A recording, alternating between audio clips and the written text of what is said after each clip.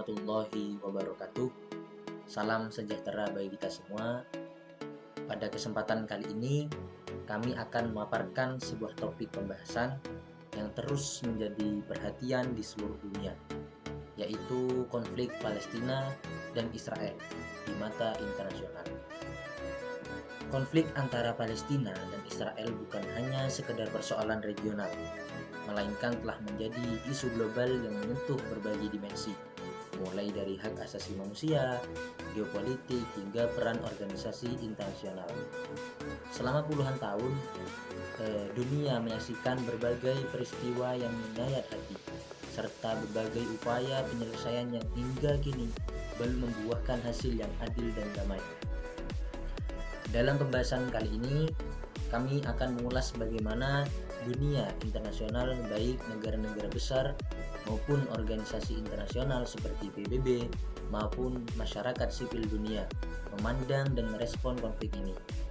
Jadi yang pertama yaitu bagaimana awal konflik Palestina dan Israel, dan yang kedua yaitu apa penyebab Israel menyerang Palestina. Semoga pemaparan ini dapat membuka wawasan kita semua serta menumbuhkan empati dan kesadaran akan pentingnya keadilan dan perdamaian internasional. Berikut akan dijelaskan oleh rekan saya. Baik, pada kesempatan kali ini saya akan menjelaskan rumusan masalah yang pertama, yaitu bagaimana awal konflik Palestina dan Israel. Sebelumnya harus diakui bahwa Turki Utsmani menguasai tanah Palestina dalam waktu yang cukup lama, yaitu sejak wilayah Palestina dan Timur Tengah umumnya berada di bawah kekuasaannya yang tidak kurang dalam 3 abad. Palestina baru berpindah tangan Turki Utsmani ke imperialisme Inggris pada tahun 1917. Karena Turki Utsmani dengan Inggris mengalami peperangan yang mengakibatkan Turki Utsmani kekalahan dalam perang. Hanya saja, Palestina baru berpindah tangan dari orang Arab Islam kepada orang-orang Yahudi setelah mereka mendeklarasikan Israel sebagai satu negara merdeka pada tahun 15 Mei 1948. Dalam rentang tahun 1948 sampai 1968, Israel sudah cukup eksis dan kuat di Palestina serta di sekitar Timur Tengah umumnya. Menurut literatur hukum internasional karangan Dr. Indian Yunarwati, SHMH, di dalam bab 8 tentang pengakuan hukum internasional, itu ada 2. Yang pertama yaitu pengakuan de facto dan yang kedua yaitu pengakuan de jure. Nah, maka Israel bisa diakui secara de jure karena Israel semakin efektif eksistensinya. Buktinya, dalam perang pada tahun 1967, beberapa negara Islam yang terlibat seperti Mesir, Jordania, Suriah, Beirut, dan Arab Saudi, Irak, dan Palestina sendiri berhadapan dengan Israel. Tetapi dalam kenyataannya, umat Islam dengan negara masing-masing tidak bisa berbuat banyak, kecuali Israel menjadi sahnya berdiri sebagai suatu negara merdeka dari hasil caplukan beberapa negara Islam yang disebut di atas. Pertanyaannya, bagaimana bisa berdiri Israel sebagai satu negara merdeka di satu wilayah kekuasaan sah Turki Utsmani? Maka hal ini tidak lepas dari dukungan dan keinginan beberapa negara barat dan Inggris khususnya. Orang-orang Yahudi dalam sejarahnya sampai pada zaman modern saat ini menghalalkan segala cara demi terwujudnya rencana dalam target kekayaan serta politiknya. Sebagian masyarakat dunia menganggap bahwa konflik yang terjadi antara Israel dan Palestina ini merupakan konflik agama.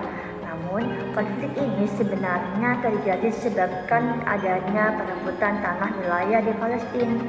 Menurut asas teritorial yang artinya prinsip yang memberikan hak pada masing-masing negara untuk melaksanakan hukum yang berlaku di negaranya terhadap sebuah orang atau barang yang berada dalam wilayah negaranya. Yahudi menganggap Palestina sebagai tanah yang dijanjikan. Turki Utsmani menguasai Palestina cukup lama, namun wilayah kekuasaan Palestina harus direbut oleh Inggris pada tahun 1917 dikarenakan kekalahan Turki Utsmani ketika perang. Hal ini justru menguntungkan bagi kaum Yahudi yang menginginkan wilayah Palestina sebagai nasional hukumnya yang bernama Israel.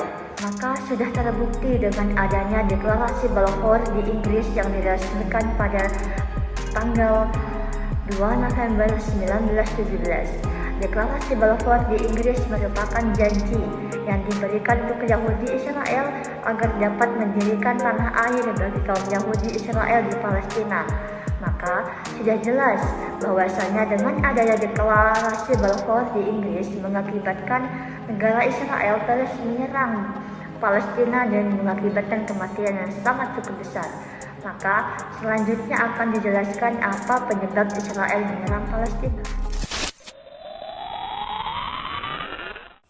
Sebagian ahli menyebutkan bahwa mengidealkan dan mewujudkan negara bagi orang Yahudi di tanah Palestina dengan dalih bahwa orang Yahudi mempunyai hubungan sejarah lama dengan istilah yang digunakan historic right atau historic title. Tidaklah ada asas dalam perundang-undangan, tidak pula dasar hukum yang nyata. Katan adalah salah satu ahli sejarah dari Palestina yang menyebutkan bahwa undang-undang antar bangsa tidak menggunakan yang demikian dan juga mengaitkan dengan sejarah lama atau disebut dengan historic title dan historic right. Itu tidak benar. Kedua istilah ini lebih untuk mendapatkan hak kawasan atau teritori satu negara yang berkaitan dengan perairan atau maritim. Yang menyinggung asas teritorial, jelaslah bahwa berdasarkan undang-undang antar bangsa tidak memperbolehkan membangun satu negara atas dasar karena mempunyai ikatan dengan sejarah semata. Orang Yahudi yang membangun negara Israel di Palestina jelas memiliki dasar hukum dan dasar argumen.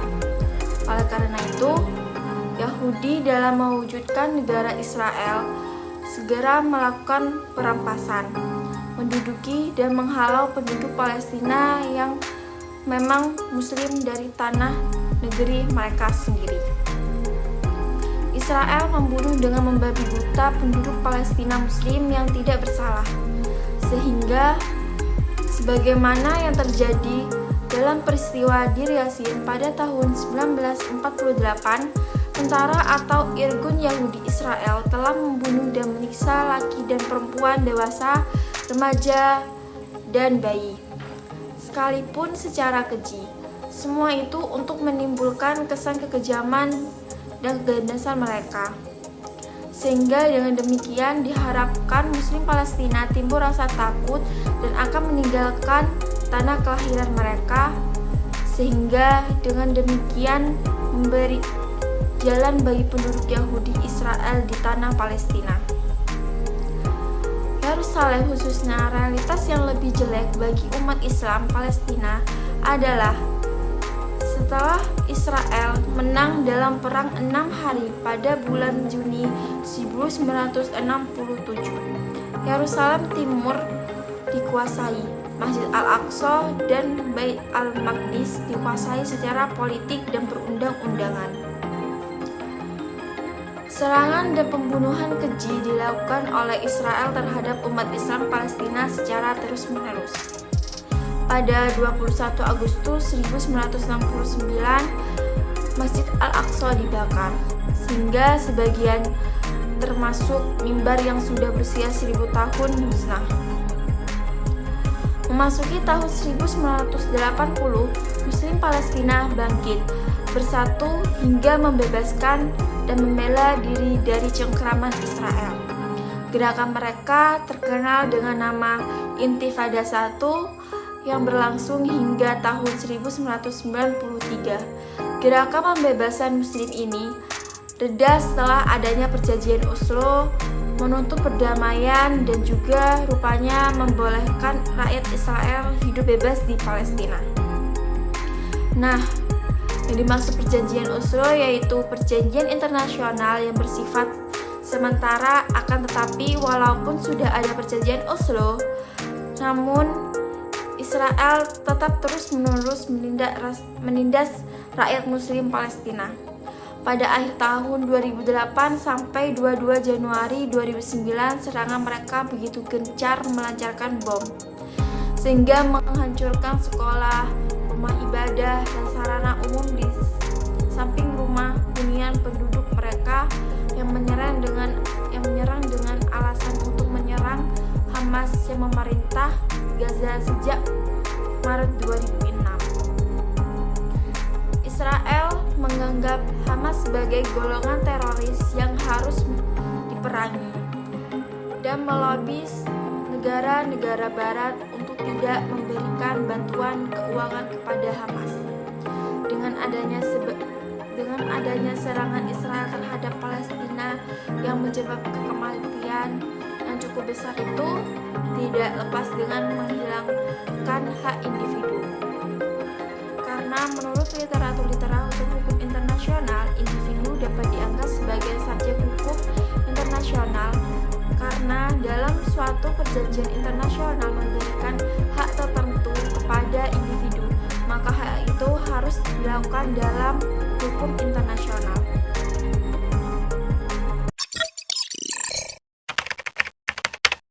Dengan pembahasan yang sudah dijelaskan barusan, bisa ditarik kesimpulan bahwa konflik antara Palestina dan Israel bermula dari sejarah panjang perebutan wilayah yang didasari oleh kepentingan politik, kolonialisme, dan ambisi pendirian negara Yahudi di tanah Palestina. Awalnya wilayah Palestina berada di bawah kekuasaan Turki Utsmani selama lebih dari 3 abad. Namun, setelah kekalahan Turki Utsmani dalam Perang Dunia Pertama, wilayah ini jatuh ke tangan Inggris pada tahun 1917. Hal ini membuka jalan bagi kepentingan Zionis yang mendapat dukungan dari Inggris melalui Deklarasi Balfour, sebuah pernyataan resmi yang mendukung pendirian tanah air bagi orang Yahudi di Palestina. Seiringnya waktu, gerakan Zionisme semakin kuat, dan pada tanggal 15 Mei 1948, Israel secara sepihak mendeklarasikan diri sebagai negara merdeka. Klaim Yahudi terhadap tanah Palestina berdasarkan hak historis, tidak memiliki dasar hukum internasional yang sah, sebagaimana ditegaskan oleh para ahli, termasuk Katan, mendirikan negara semata-mata karena klaim sejarah tidak dibenarkan oleh hukum internasional, khususnya dalam prinsip asas teritorial. Setelah deklarasi kemerdekaan Israel, serangkaian perang dan kekerasan pun terjadi, termasuk perang pada tahun 1967 yang memperkuat posisi Israel di wilayah Timur Tengah. Kekejaman terhadap rakyat Palestina semakin menjadi-jadi, termasuk tragedi Deir Yassin pada tahun 1948 dan pembakaran Masjidil Aqsa pada tahun 1969, serta berbagai serangan terhadap wilayah Gaza hingga tahun 2009. Semua itu menunjukkan pola sistematis perampasan tanah, pembunuhan warga sipil, dan pelanggaran hak asasi manusia. Perjanjian Oslo yang diharapkan membawa perdamaian ternyata tidak mampu menghentikan agresi Israel. Bahkan, Israel terus melanjutkan serangannya dengan dalih memerangi Hamas, yang justru menimbulkan lebih banyak korban sipil dan kerusakan infrastruktur.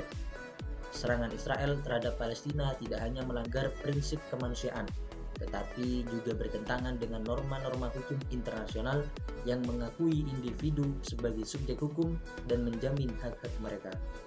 Dengan demikian, awal konflik Palestina-Israel bukanlah semata-mata konflik agama, melainkan konflik politik kolonial dan teritorial yang telah berlangsung lama dan kompleks, serta melibatkan berbagai pelanggaran hukum internasional.